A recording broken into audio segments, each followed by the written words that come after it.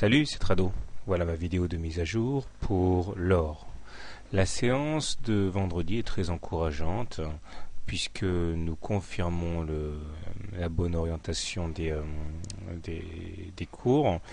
Nous avons inscrit un plus bas en fin de semaine, mais en prenant soin quand même de préserver l'essentiel, à savoir de rebondir avec mollesse, mais de rebondir quand même au-dessus de la ligne d'eau, là en marron, de la tasse avec anse. Et même si ce rebond a été plutôt mou, comme je le disais, il demeure que dans l'esprit, eh bien la figure est toujours valable et pointe pour objectif les 1480 correspondant à l'amplitude de la tasse reportée au-dessus de la ligne d'eau, c'est-à-dire donc les 1480.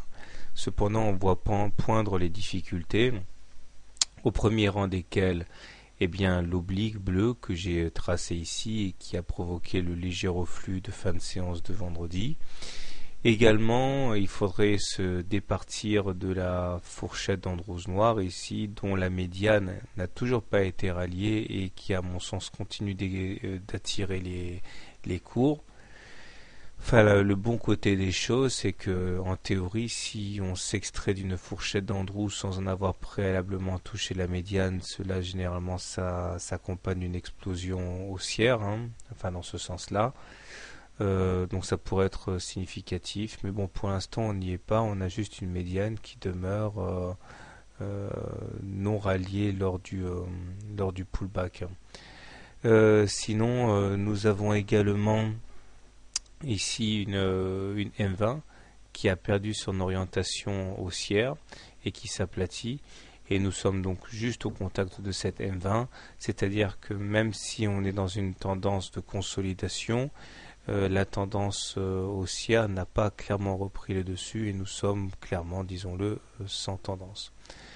Les indicateurs techniques sont également très mitigés, avec un MACD qui est sous son signal et le momentum qui demeure négatif. Pour moi, c'est quelque chose qui est relativement inquiétant, sans que ce soit alarmant. Le stochastique, quant à lui, a la bonne idée de s'éloigner de sa zone de survente, mais il ne parvient pas à passer au-dessus de son signal. Donc pour faire simple, puisque nous sommes au contact d'une M20 plate, je considère qu'on est en tendance neutre, et du coup l'hebdo peut être tout à fait significatif ici pour la suite des événements, puisque là, sans aucun doute possible, on est en tendance haussière, puisque nous sommes au-dessus d'une M20 elle même haussière. La M7 et la M20 se sont croisées dans le bon sens, donc ça c'est une bonne chose. Il y a toujours ces divergences baissières, un triple sur le MACD, le momentum et le stochastique, puisqu'on a inscrit des plus hauts sur les cours qui n'ont pas été suivis de plus hauts sur les indicateurs. On peut les considérer partiellement payés par le fait qu'on est allé chercher la M20 dans une consolidation assez marquée. Les plus gourmands anticiperont un retour sur la Bollinger inférieure pour que les divergences soient complètement payées. Je ne pense pas que ce soit indispensable. Toujours est-il que si on s'en tient au basique, eh bien, nous sommes au-dessus d'une M20 haussière. On est donc en tendance haussière sur cette unité de temps. Donc, revenons au journalier. Si vous êtes haussier sur l'or, vous pouvez tenter d'acheter, mais donc vous vous exposez au fait que vous allez acheter là au moment où on va arriver sur des résistances majeures.